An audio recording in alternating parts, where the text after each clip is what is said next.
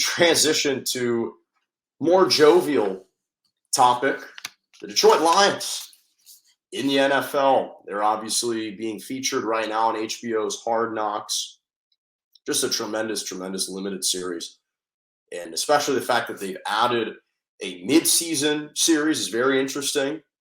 It was a big success with the Indianapolis Colts last year, but I love the training camp Hard Knocks with the Detroit Lions. I am all in on the Detroit Lions this year. I tweeted it out after I saw Jamal Williams' preseason speech about how emotional he was trying to inspire the guys in training camp, saying, anytime you're tired or frustrated or lazy or can't give it your all, think about that record that we had last year. And he was very passionate about it. It was a very passionate speech. And he perfectly embodies their head coach, Dan Campbell, who also gave an epic preseason speech the other day. They just featured it on the show last night. And the one thing that I've always said about Dan Campbell is I absolutely love how much he's invested in his players. He cares about his players. You can tell whether or not you believe he's a good X's and O's coach, and only time will tell. He is a people person. He cares deeply about his players. He's passionate. He's enthusiastic, extremely optimistic, filled with energy. He's participating in camp drills with his players. And I love everything that he embodies. I love the attitude and the approach that he comes to camp with, the passion that he exudes every single time he's delivering a speech. And this is the Detroit Lions team that I think is going to shake some heads this year. And when we look at their record from a season ago in 2021, they were 3-13-1. They started out the year 0-8 and then finished 3-3 in their final 6 games. And of those 13 losses of the Detroit Lions last year, 3 of them were within 2 points. We all remember in the 3rd game of the season, Justin Tucker's historic 66-yard field goal to win 19-17. The Lions were up in that game.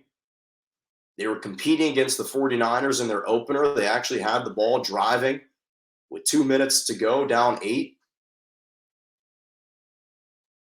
Against the Minnesota Vikings. Again, they led 17-16 with 37 seconds left.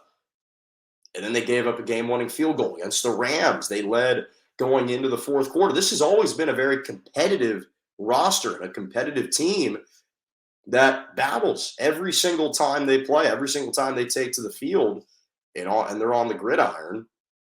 They're not an easy win. And they've proven that.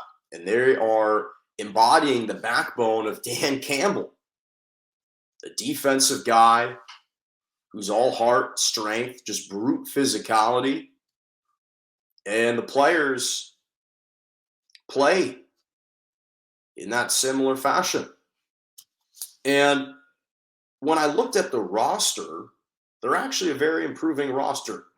Jared Goff, I think, is a serviceable starting quarterback. I think he's a legitimate starting quarterback in the NFL. You still have DeAndre Swift, who's only getting better and better. He's a versatile running back. I like Amon-Ra St. Brown at the wide receiver spot. DJ Chark. TJ Hawkinson is a big-bodied tight end. I like what he brings to the table.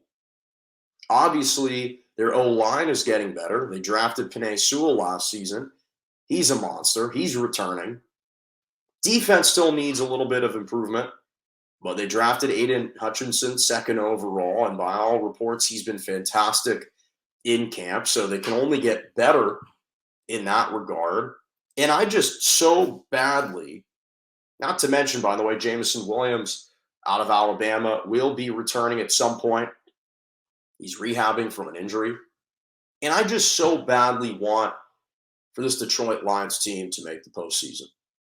And now with the expanded playoffs, the expanded wild card, one additional team from each conference makes it. So it's the top 7 teams from each conference.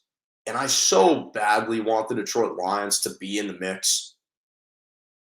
And I think ultimately, as bullish as I am about them, I think they'll probably finish just a hair short with 7 or 8 wins, probably finish 9th or 8th, likely in the NFC, which I still think is a huge improvement from a season ago, and they'll continue to be high enough where they can draft some good players.